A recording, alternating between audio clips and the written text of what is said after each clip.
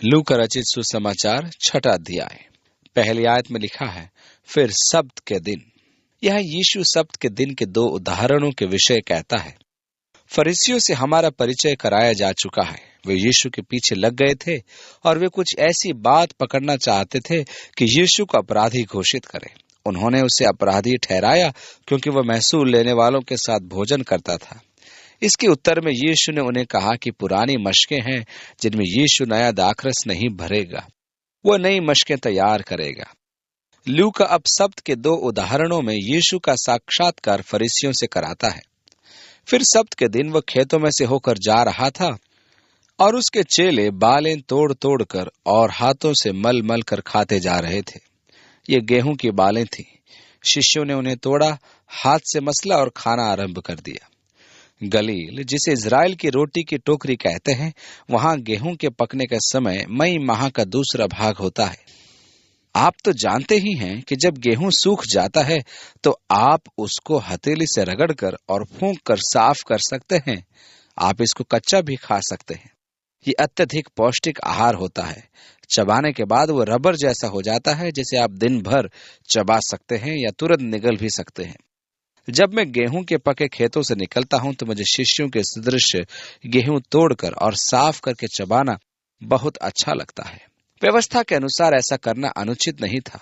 आप खेत में जितना चाहें उतना गेहूं खा सकते हैं, परंतु न तो लेकर बाहर आ सकते हैं और न ही हंसिया लगाकर इसे काट सकते हैं।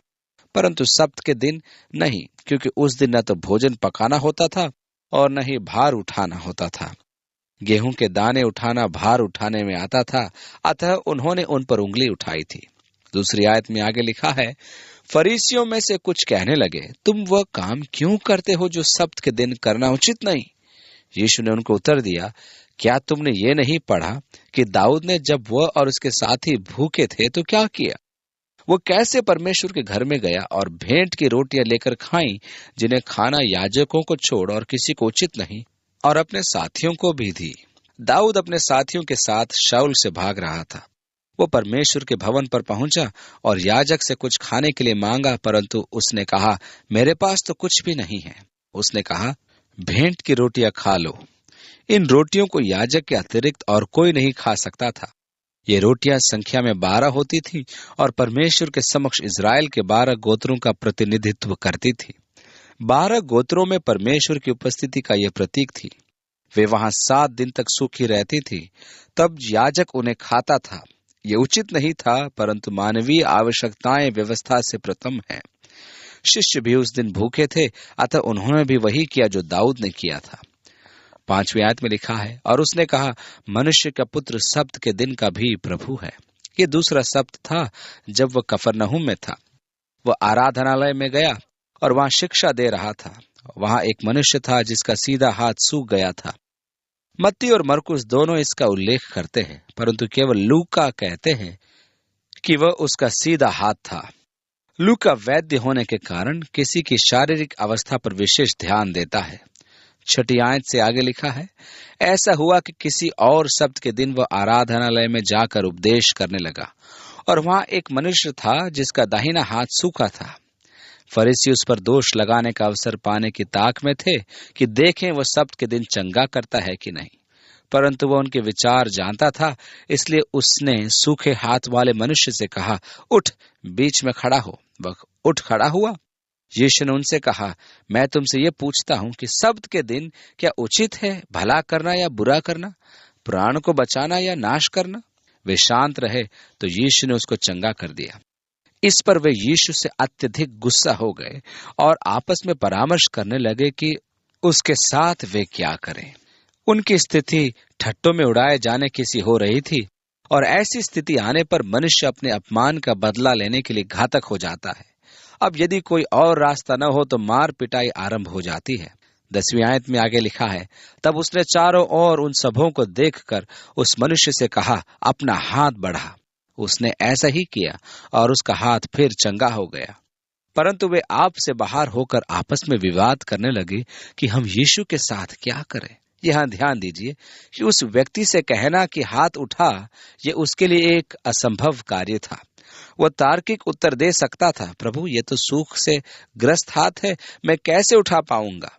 आज तक तो ये बलहीन लटका पड़ा है और तू कहता है इसको ऊपर उठा। प्रभु मैं चाहता तो यही हूं, पर यह संभव कैसे होगा? मैं तो इसे हिला भी नहीं सकता हूं। परंतु उस व्यक्ति ने केवल आज्ञा पालन का प्रयास किया और उसने देखा कि वो यीशु की आज्ञा का पालन कर सकता है। जिस क्षण उसने यीशु की आज्ञा का पालन करने का निर्णय लिया, तब ही उसके आज्ञा पालन में परमेश्वर ने उसे चंगाई प्रदान कर दी। हमारी समस्या क्या है? जब यीशु कहता है पवित्र बनो जैसा तुम्हारा पिता जो स्वर्ग में है, आपका तर्क है कि आप पिता के स्वरूप पवित्र कैसे बन सकते हैं, क्योंकि आप सांसारिक देह में हैं। आप विवाद करने लगते हैं और आप कहते हैं ऐसा नहीं हो सकता। यीशु कहता है बलवंत बनो। आप आज्ञा पालन की अपेक्षा विवाद करते हैं। जिस पल आप यीशु की आज्ञा के पालन का निर्णय लेते हैं, चाहे वह असंभव क्यों न हो, उसी पल आपको आज्ञा पालन का सामर्थ्य प्राप्त होता है। वह आपको वही करने की आज्ञा देता है जिसके लिए वह आपको सामर्थ्य और योग्यता प्रदान करता है। उन दिनों में वह पहाड़ पर प्रार्थना करने गया और परमेश्वर से प्रार्थना करने में सारी रात बिताई। जब दिन हुआ तो उसने चेलों को बुलाकर उनमें से 12 चुन लिए और उनको प्रेरित कहा, आप लोग जो पूरी पूरी रात जाकर प्रार्थना करते हैं, क्या आप जानते हैं कि आपके साथ पूरी रात कौन होता है? प्रभु यीशु ने प्रतिज्ञा दी है कि जहां 2 या 3 उसके नाम से उपस्थित होंगे, वहां उनके साथ वह उपस्थित होगा। वह स्वयं भी पूरी रात प्रार्थना में लगाता था। आप जानते हैं क्यों? क्योंकि अगले दिन उसे कोई महत्वपूर्ण निर्णय लेना है। वह अपने अनुयायियों में से 12 शिष्यों को चुनना चाहता था। यीशु का यह उदाहरण हमारे लिए एक महान आदर्श है कि हम कोई निर्णय लेने से पूर्व प्रार्थना करें। इसको आपके जीवन में अपना लेना ही बुद्धिमानी होगी। हमें अपने निर्णयों में परमेश्वर की अगुवाई की खोज करना आवश्यक है। जब प्रार्थना करते करते दिन चढ़ आया, तब उसने अपने अनुयायियों को एकत्रित किया कि उनमें से 12 शिष्य चुने जिन्हें वो प्रेरित कहे। उसने उनके नाम भी हमें दिए हैं। शमौन, जिसका नाम उसने पतरस रखा, अंद्रियास जो शमौन का भाई था, याकूब और यूहन्ना, फिलिप्पुस और बरतुल्मै, मत्ती और थोमा, और हल्फई का पुत्र याकूब, और शमौन जो जलोतेस कहलाता है, और याकूब का बेटा यहूदा इस्करियोती जो उसका पकड़वाने वाला बना। तब वह उनके साथ उतरकर चौरस जगह पर खड़ा हुआ और उसके चेलों की बड़ी भीड़ और सारे यहूदिया, यरूशलेम और सूर और सैदा के समुद्र के किनारे से बहुत लोग। वह उस जन समूह को अपनी ओर आकर्षित कर रहा था। लोग दक्षिण से ही नहीं, यहूदा और यरूशलेम तथा उत्तरी तटीय प्रदेशों से और सूर और सैदा से भी आए थे। लोग उसका वचन सुनने और रोग मुक्ति प्राप्त करने आते थे। जो उसको सुनने और अपनी बीमारियों से चंगा होने के लिए उसके पास आए थे, वहां थे, और अशुद्ध आत्माओं के सताए हुए लोग भी अच्छे किए जाते थे। यहाँ विशेष ध्यान देने योग्य बात यह है कि लूका, जो एक वैद्य था, आत्मिक सामर्थ्य के विषय चर्चा कर रहा है। यह मेरी रुचि का विषय है कि ऐसा सामर्थ्य पूरी रात प्रार्थना करने के पश्चात उसमें से निकल रहा था। तब उसने अपने चेलों की ओर देखकर कहा, धन्य हो तुम जो दीन हो, क्योंकि परमेश्वर का राज्य तुम्हारा है। धन्य हो तुम जो अब भूखे हो, क्योंकि तृप्त किए जाओगे। धन्य हो तुम जो अब रोते हो, क्योंकि हंसोगे। धन्य हो तुम जब मनुष्य के पुत्र के कारण लोग तुमसे बैर करेंगे और तुम्हें निकाल देंगे और तुम्हारी निंदा करेंगे और तुम्हारा नाम बुरा जानकर काट देंगे। उस दिन आनंदित होकर उछलना, क्योंकि देखो तुम्हारे लिए स्वर्ग में बड़ा प्रतिफल है। उनके बाप दादे भविष्यद्वक्ताओं के साथ भी वैसा ही किया करते थे। परंतु हाय तुम पर जो धनवान हो, क्योंकि तुम अपनी शांति पा चुके। हाय तुम पर जो अब तृप्त हो, क्योंकि भूखे होंगे। हाय तुम पर जो अब हंसते हो, क्योंकि शोक करोगे और रोओगे। हाय तुम पर जब सब मनुष्य तुम्हें भला कहें, क्योंकि उनके बाप दादे झूठे भविष्यद्वक्ताओं के साथ भी ऐसा ही किया करते थे। परंतु मैं तुम सुनने वालों से कहता हूं कि अपने शत्रुओं से प्रेम रखो। जो तुमसे बैर करें उनका भला करो। जो तुम्हें श्राप दें उनको आशीष दो। जो तुम्हारा अपमान करें उनके लिए प्रार्थना करो। यहाँ यीशु कुछ ऐसे निर्देश देता है जो असंभव से प्रतीत होते हैं। मैं ये कह सकता हूँ, प्रभु मैं अपने शत्रुओं से कैसे प्रेम रख सकता हूँ? हम अपने शत्रु से कदापि प्रेम नहीं रख सकते और न ही बैरियों का भला कर सकते हैं। मैं उन्हें आशीष नहीं दे सकता प्रभु, उन्हें देखते ही मुझे श्राप याद आते हैं। ये वास्तव में अस्वाभाविक निर्देश है। इनसे मुझे आपत्ति है और मैं इनके विषय में विवाद कर सकता हूं। परंतु ध्यान दीजिए, जब तक हम विवाद करेंगे तब तक हमारा दाहिना हाथ सूखा रहेगा। मैं मन परिवर्तन नहीं कर सकता। मैं सदैव संतुलन बनाए रखना चाहता हूं। मैं तो आंख के बदले आंख और दांत के बदले दांत की भावना रखता हूं। मैं बदले की भावना को मन में बसाए हूं जो मुझे नासूर की भांति खा रही है। यदि मैं केवल प्रभु के निर्देश का पालन करने की लालसा रखूं, जो मेरे लिए असंभव अवश्य है, परंतु यदि मैं ऐसी लालसा रखता हूं तो परमेश्वर मुझे अपने शत्रु से प्रेम करने की सामर्थ्य निश्चय ही प्रदान करेगा। मेरा उत्तरदायित्व आज्ञा पालन है। आज्ञाकारिता में ही आप विजय के मार्ग को जान पाएंगे और परमेश्वर आपको क्षमता एवं सामर्थ्य से पूर्ण करेगा कि उसके निर्देशों का पालन करने में आप सक्षम हो जाएं। आगे लिखा है, जो तेरे एक गाल पर थप्पड़ मारे उसकी ओर दूसरा भी फेर दे, और जो तेरा दोहर छीन ले उसको कुर्ता लेने से भी न रोक। जो कोई तुझसे मांगे उसे दे, और जो तेरी वस्तु छीन ले उससे न मांगा। जैसा तुम चाहते हो कि लोग तुम्हारे साथ करें, तुम भी उनके साथ वैसा ही करो। यीशु के कहने का अर्थ यह नहीं था कि यदि तुम नहीं चाहते हो कि कोई तुम्हें मारे तो तुम उसे नहीं मारते हो, परंतु यह कि यदि तुम चाहते हो कि मनुष्य तुम्हारे साथ एक विशेष प्रकार का व्यवहार करें तो तुम भी उसके साथ वैसा ही व्यवहार करो। यदि आपसे कोई भूल हो जाए तो आप अपने प्रति कैसा व्यवहार की अपेक्षा करते हैं? आप चाहते हैं कि वे आपके साथ दया का, समझ का, सहानुभूति का व्यवहार करें। यीशु ने कहा कि इसी प्रकार का व्यवहार आप भी उनके साथ रखें। यीशु ने हमें निष्क्रियता से सक्रियता में प्रवेश कराया है। आगे लिखा है, यदि तुम अपने प्रेम रखने वालों के साथ प्रेम रखो तो तुम्हारी क्या बड़ाई, क्योंकि पापी भी अनेक प्रेम रखने वालों के साथ प्रेम रखते हैं। यदि तुम अपने भलाई करने वालों ही के साथ भलाई करते हो तो तुम्हारी क्या बड़ाई, क्योंकि पापी भी ऐसा ही करते हैं। यदि तुम उन्हें उधार दो जिनसे फिर पाने की आशा रखते हो तो तुम्हारी क्या बड़ाई, क्योंकि पापी पापियों को उधार देते हैं कि उतना ही फिर पाएं। वरन अपने शत्रुओं से प्रेम रखो और भलाई करो, और फिर पाने की आशा न रखकर उधार दो, और तुम्हारे लिए बड़ा फल होगा, और तुम परम प्रधान के संतान ठहरोगे, क्योंकि वह उन पर जो धन्यवाद नहीं करते और बुरों पर भी कृपालु हैं। जैसा तुम्हारा पिता दयावंत है वैसे ही तुम भी दयावंत बनो। आगे लिखा है, दोष मत लगाओ तो तुम पर भी दोष नहीं लगाया जाएगा।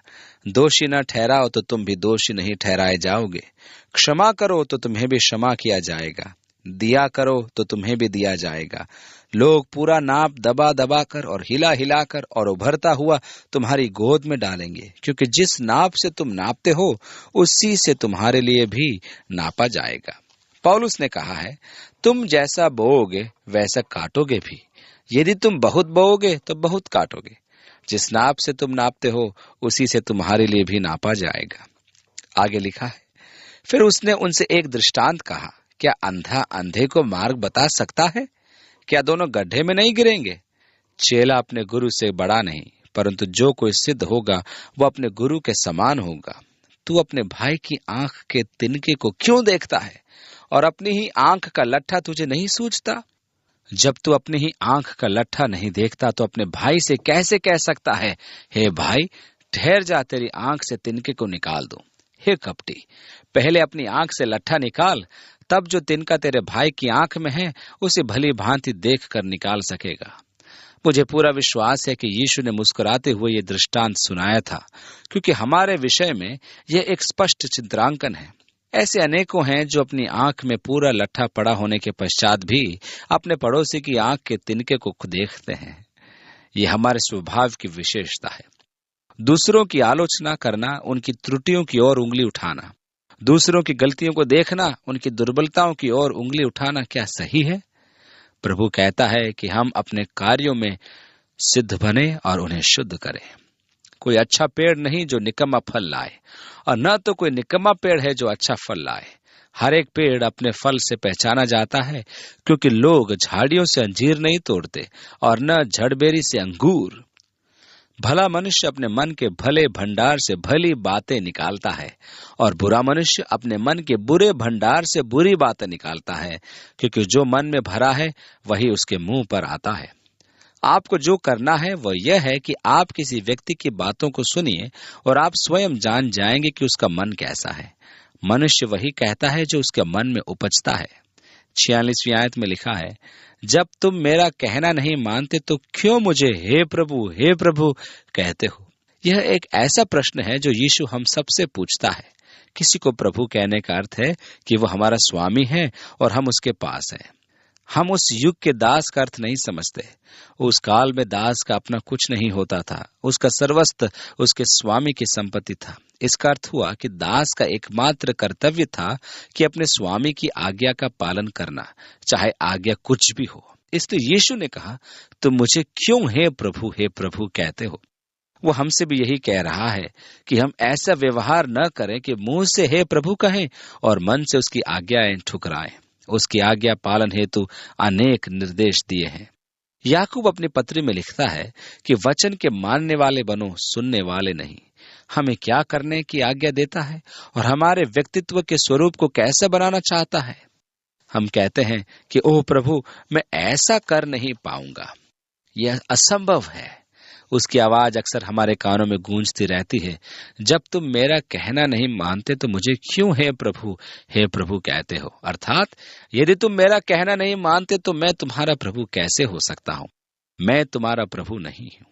प्रेरित पौलुस ने कहा कि जब कोई प्रभु की मेज पर आए तो स्वयं को जांच ले, क्योंकि जब हम स्वयं के दोष देख पाते हैं तो परमेश्वर से दंड नहीं पाते हैं। मेरे विचार में हम प्रायः प्रभु की आज्ञाओं को, जिन्हें हम करना नहीं चाहते या करने में स्वयं को सक्षम नहीं पाते हैं या वह हमारी रुचि से परे है, तो हम उन्हें टाल देते हैं। इस प्रकार हम उनका अपनी रुचि के अनुसार चयन करते हैं। हम अक्सर कहते हैं कि ये मेरी सबसे प्रिय आज्ञा है या ये मेरी समझ से परे है।